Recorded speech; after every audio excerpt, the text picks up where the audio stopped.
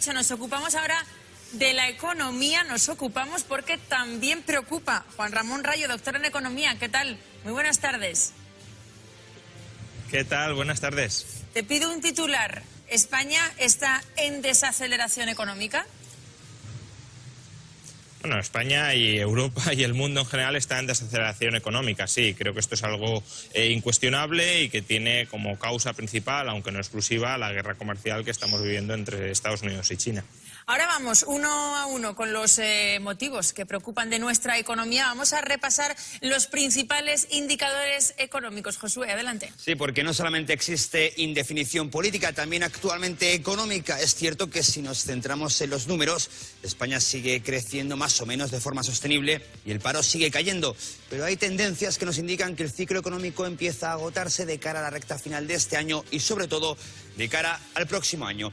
Hablábamos del crecimiento, precisamente este dato puede darnos alguna pista. Fíjense, el PIB del segundo trimestre del año creció un 0,5%, algo menos de lo esperado, y el menor crecimiento trimestral en 5 años. También el dato del desempleo nos puede dar alguna pista sobre una hipotética desaceleración.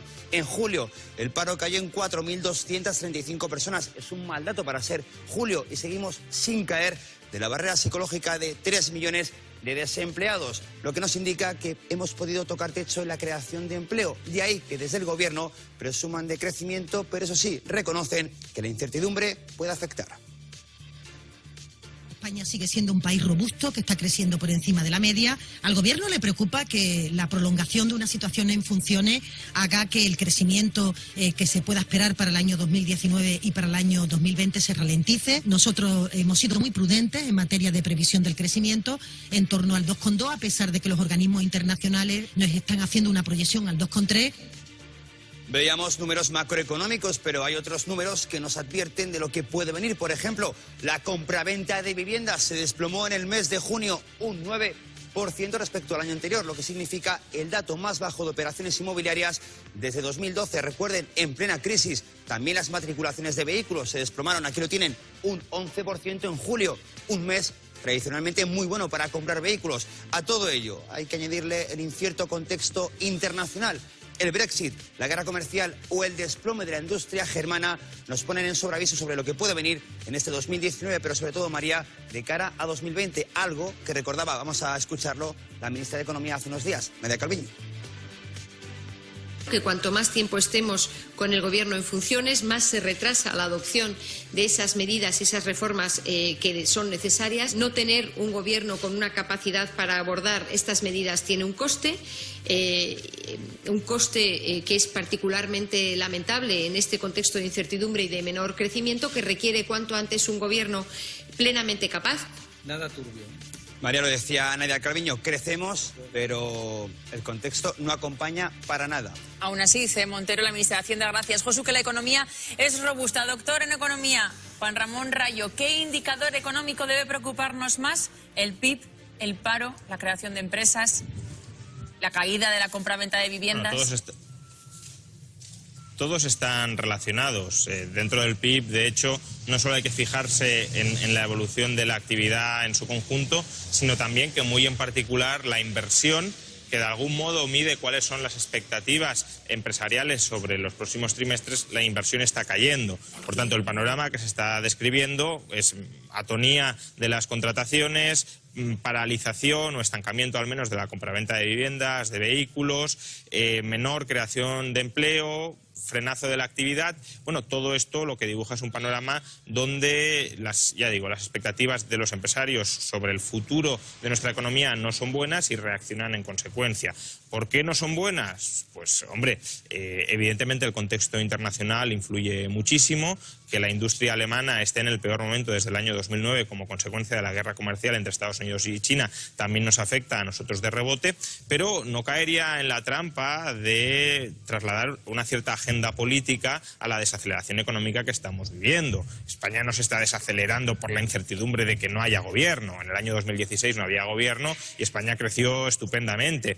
De hecho, si la certidumbre es que va a haber un gobierno que va a subir los impuestos, que va a derogar la reforma laboral, que va a establecer controles en el mercado de los alquileres, que no digo que es lo que quiere hacer el PSOE, no sabemos exactamente cuál es el programa con el que se quiere presentar a un nuevo gobierno, pero Si esa fuera la certeza de programa económico, desde luego sería mucho peor que la incertidumbre que tenemos ahora. Por tanto, sí, necesitamos reformas para capear la desaceleración, pero tienen que ser las reformas adecuadas, no cualquier tipo de reforma. Aún así, Juan Ramón lleva razón la ministra de Hacienda, María Jesús Montero, cuando dice que la economía española es robusta, un término que han utilizado otros miembros del Gobierno en las últimas semanas. ¿Es robusta la economía española?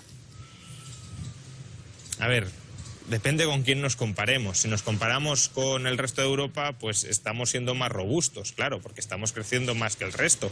Pero es que el resto se están desacelerando y, por tanto, que sigamos creciendo más que el resto no debe ocultar la realidad de que nosotros también nos estamos desacelerando a un ritmo inquietante. No diría dramático, ni muchísimo menos, pero sí inquietante. Un ritmo que puede dificultar la creación de empleo en un contexto en el que la tasa de paro sigue estando en el 14% de la población activa. Es que esto es algo que no debemos olvidar. No es que nos estemos parando cuando la economía ya estuviera yendo a todo tren y cuando teníamos pleno empleo, ¿no? Al contrario, seguimos teniendo una tasa de desempleo que generaría escándalo en cualquier otro país europeo, y en ese contexto la locomotora se está deteniendo, estamos perdiendo capacidad para generar aceleradamente empleo. Y eso es lo que nos debe preocupar en un contexto donde sí, claro, los demás están frenando, pero eso no debería consolarnos en absoluto. Y otro dato, Juan Ramón Rayo, que nos ha llamado la atención y que quiero comentar contigo, Elena Martín, el de los alquileres en negro en nuestro país. Muchas personas que alquilan sus pisos y no lo declaran a Hacienda. Y Hacienda ha conseguido destapar más de 122.000 alquileres en negro, como tú dices, personas que alquilan sus pisos pero no los declaran. Lo han hecho gracias a una campaña que comenzaron en el año 2015 y lo han descubierto gracias, sobre todo, a las declaraciones de la renta. Lo que Hacienda hacía era enviar notas tanto a multinacionales como a pequeños contribuyentes y a grandes fortunas para avisarles de que eran conscientes de que tenían un piso alquilado que no declaraban, para que de manera voluntaria estos contribuyentes comenzasen a declarar estos pisos. Desde 2015 hasta ahora se han enviado más de 800.000 avisos. Doctor, ¿no parece que le entre en la cabeza a la gente que pagando impuestos se paga el estado de bienestar? Es que a mí me llama muchísimo la atención. Más de 122.000 alquileres que no se declaran. Y los que habrá que no han encontrado. Bueno, a ver, con los impuestos sucede algo que no debemos perder de vista. Los impuestos no los pagan ni los ricos, ni los pobres, ni las clases medias, ni las altas, ni las bajas. Los impuestos los pagan aquellos que no pueden evitarlos. Y hay gente que evidentemente trata de evitarlo, pues no declarando todas sus fuentes de renta. Pero a mí el dato me llama especialmente la atención por una cuestión. Muchas veces cuando hablamos del problema claro, dramático de la vivienda en España, precios del alquiler y precios de la compra-venta en expansión, hacemos uso o apelamos a la enorme cantidad de viviendas vacías que hay en España. Ya hemos comentado en otras ocasiones que las viviendas vacías que hay en España no están allí donde hay más escasez de vivienda. Las viviendas vacías están en mínimos históricos, tanto en Madrid como en Barcelona, y a su vez son las provincias españolas donde menor porcentaje de vivienda vacía existe. Pero es que además, a tenor de estos datos, comprobamos que no todas las viviendas que parece que están vacías lo están realmente, sino que están alquiladas y no declaradas como tales. Por tanto, estos datos deberían hacernos replantear la necesidad de facilitar el incremento de la oferta inmobiliaria para controlar los precios. No vamos a conseguir controlar los precios haciendo uso o recurriendo a un stock de vivienda vacía que no está donde se lo demanda y que además es realmente menor de lo que suponemos.